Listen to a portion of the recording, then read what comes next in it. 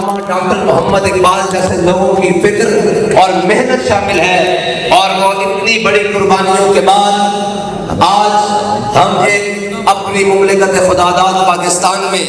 اپنا نظریہ لے کر پوری دنیا کے سامنے کھڑے ہیں کہ ہم وہ لوگ ہیں جنہوں نے ریاست کو حاصل کیا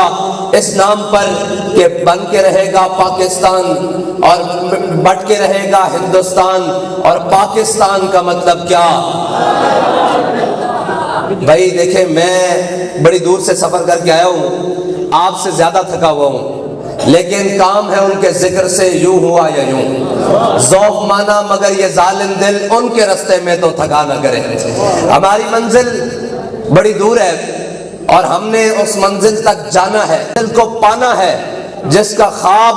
ہمارے بڑوں نے دیکھا تھا کہ ایک علیحدہ ریاست ہوگی، اس ریاست کے اندر اسلام کا نظام ہوگا اور ہم اپنے تشخص کے ساتھ وہاں جئیں گے اور اپنا نظام چلائیں گے اور پوری دنیا کو یہ باور کرائیں گے کہ ہم ہیں وہ محمد عربی کے غلام جو دنیا کی امامت کرنا بھی جانتے ہیں، دنیا کو امن دینا بھی جانتے ہیں، دنیا کو عزت دینا بھی جانتے ہیں، اور تمام اقوام عالم کو اکٹھا رکھنا بھی جانتے ہیں۔ اور ہماری منزل بہت بڑی ہے، اور آج ہم تقسیم در تقسیم ہوتے ہوئے کوئی صوبائی، کوئی لسانیت میں، کوئی قومیت میں، کوئی رنگ میں، کوئی نسل میں، کوئی مذہب میں، اور اس طرح سے کوئی لادینیت میں، اور کوئی سیکولرزم کے نام پر، کوئی کمیونزم کے نام پر، کوئی سوشلزم کے نام پر آج امت مسلمہ کی تقسیم در تقسیم کے بعد کوشش یہ جاری ہے کہ علامہ اقبال نے کہا کہ وہ فاقہ کش جو موت سے ڈرتا نہیں ذرا، روح محمد اس کے بدن سے نکال دو۔ آج افرنگی سامراج تقریباً 100 سال حکومت کرنے کے باوجود، اپنی باقیات ہمیں دینے کے بعد بھی آج اس کی باقیات یہ اس بات پر تلی ہوئی ہے کہ یہ پاکستان اسلام کے نام پر نہیں بنا،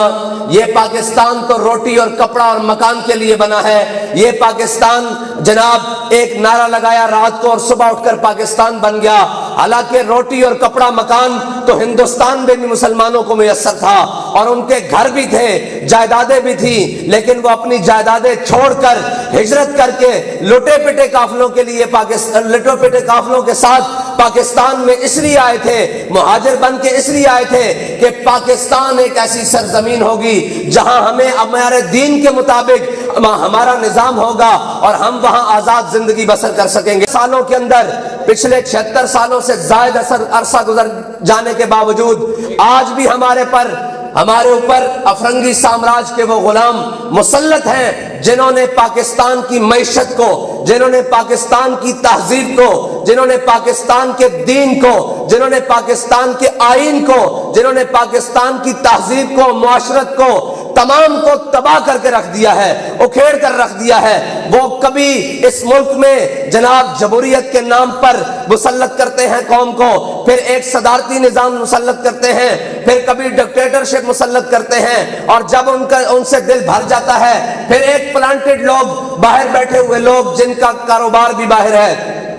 جن کے بچوں کی تعلیم بھی باہر ہے، جن کا رہن سہن باہر ہے، جن کی جائیدادیں اور اپارٹمنٹس اور جناب سارا کچھ باہر ہے، ان کو لا کر قوم کے مسیحا بنا کر پیش کیا جاتا ہے کہ جی یہ پاکستان کو مشکل حالات سے اور اس معیشت کی دلدل سے نکالے گا۔ سوال یہ ہے کہ کیا پاکستانی قوم کے نزدیک یہی مسیحا ہیں جو جن کے سونے اور بچھونے لندن میں ہیں اور جن کے اوڑھنے اور بچھونے امریکہ اور یورپ اور جناب نیٹو اور ان تمام طاقتوں کے آگے سجدہ ریزی کرنا ہے؟ حالانکہ پاکستان تو ایک آزاد مملکت ریاست ہے، اس کا ایک اپنا نظریہ ہے، اس کی ایک اپنا آئین ہے۔ ان تمام چیزوں کو پسے پش ڈال کر آج تک پاکستان کو دبانے کی کوشش کی جا رہی ہے۔ پھر یہاں تک نہیں، پاکستان کے اندر اسلامی تشخص کو ختم کرنے کے لیے، پاکستان کے اسلامی روح کو ختم کرنے کے لیے باہر سے آئے ہوئے لوگ یہاں نئے نئے بل پاس کرتے ہیں اور آئین میں ترمیم کر کے ختم نبوت جیسی حساس شکوں کو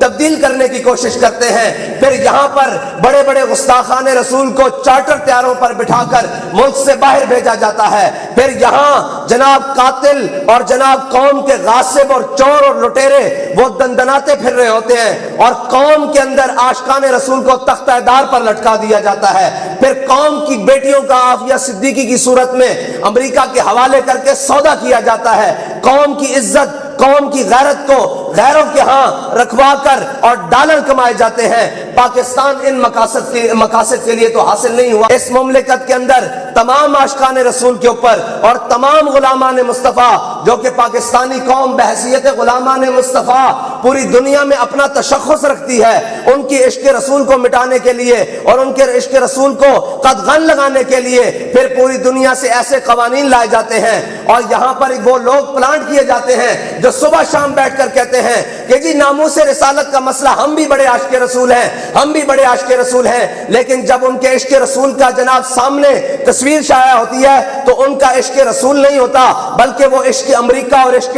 ڈالر میں اور عشق جناب یورپ اور عشق روس میں اور اپنی تمام قوم کی عزت رکھوالی رکھوا کر اور یہاں آ کر حکمرانی کرنے کے قابل ہو جاتے ہیں۔ آج پاکستان یہ سنتے آ رہے ہیں کہ پاکستان نازک موڑ سے گزر رہا ہے، وہ نازک موڑ کب ختم ہوگا؟ ڈکٹیٹرشپ آئی تو کہا گیا پاکستان نازک موڑ سے گزر رہا ہے، وہ گئے تو جناب یہاں پر بہت بڑے بڑے نامی گرامی سیاستدان آئے اور انہوں نے کہا جی پاکستان نازک موڑ سے گزر رہا ہے، وہ بھی چلے گئے، پھر اس کے بعد حکومتیں آئیں، حکومتیں در حکومتیں آئیں، 30 سال تک ادھر جناب ایک ایک صوبے پر ایک ایک جناب صوبے کے اوپر پوری جناب جماعتیں مسلط ہیں اور ان کا نازک دور ختم نہیں ہو رہا۔ نازک دور ان کا نہیں ہے، نازک دور تو قوم کا ہے، قوم نازک دور سے گزر رہی ہے، ان کے تو عیاشیاں بھی سلامت ہیں، ان کے تو جناب بینک اکاؤنٹس بھی سلامت ہیں، ان کے جناب مستقبل بھی جن کو وہ مستقبل کہتے ہیں، جو انہوں نے خود ساختہ مستقبل پوری دنیا میں بنا رکھے ہیں، وہ سارے سلامت ہیں، لیکن پاکستانی قوم کی آج صورتحال دیکھیں، پوری دنیا ہمارا ہمسایہ ملک میں دیکھیں، وہ جناب ہیومن ریسورسز پہ کام کر رہے ہیں، لیکن ہمارے لوگ آج بھی سڑکیں بنانے پر تلے ہوئے ہیں، آج بھی ان سے نالی کے نام پر ووٹ لیا جا رہا ہے، آج بھی ان سے سٹریٹ لائٹ کے نام پر ووٹ لیا جا رہا ہے، آج بھی ان سے سکول کی اسامیوں کے اندر ووٹ لیا جا رہا ہے، آج بھی ان سے جناب سڑک پر، نالی پر اور جناب تھانہ کلچر اور پٹوار پر ووٹ لیا جا رہا ہے۔ 76 سالوں میں ان مسلط رہنے والوں نے پاکستانی قوم کو اس سطح پر لا کر کھڑا کر دیا ہے کہ وہ 2 وقت کی روٹی کو سوچے بغیر نہ کسی کے ساتھ چلنے کے لیے تیار ہے، نہ اپنے مسائل کو کسی کے سامنے بیان کرنے کے لیے تیار ہے۔ تو کیا ایسے طرز حکمرانی ہوتی ہے؟ کیا ایسے حاکم ہوا کرتے ہیں قوموں کے؟ کیا ایسے ریاستیں چلا کرتی ہیں؟ کیا ایسے جناب ملکوں کی ترقی ہوتی ہے اور ملک دنیا کے اندر امام بن کے پیش کیے جاتے ہیں؟ ہرگز نہیں۔ یہ طریقہ ہے حکومت، یہ طریقہ ہے جناب ریاست اور یہ طریقہ ہے جناب معاشرت اور تہذیبیت، یہ ایسے نہیں چلے گا۔ ہم اپنے بڑوں کے وارث بن کر میدان میں ہیں اور ہم ہر ظالم کے آنکھ میں آنکھ ڈال کر یہ بات کر رہے ہیں کہ مر جائیں گے، ظالم کی حمایت نہ کریں گے، احرار کبھی ترک روایت نہ کریں گے، نہ ہم شیخ، نہ ملا، نہ مصاحب، نہ لیڈر، جو خود نہیں کرتے وہ ہدایت نہ کریں گے۔ یا رسول اللہ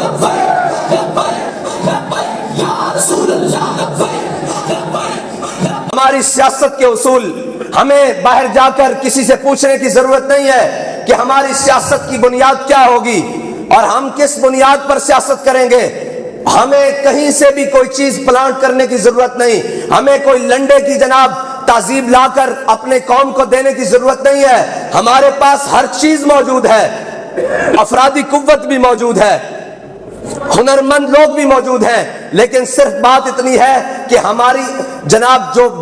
اشرافیہ ہے اس ملک کی، اس کی آنکھوں میں صرف وہ لوگ جچتے ہیں جو یورپ کو پسند ہیں، وہ لوگ جچتے ہیں جو امریکہ کو پسند ہیں، وہ لوگ جچتے ہیں جن کو بین الاقوامی اقوام عالم کے سامنے، UN کے سامنے لیٹنا آتا ہے، بات کرنا نہیں آتا، آنکھ میں آنکھ ڈال کر بات کرنا نہیں آتا۔ ورنہ ملک اس مسائل اس ملک کے ہیں، وطن عزیز پاکستان کے ہیں، اور ان کو حل کرنے کے لیے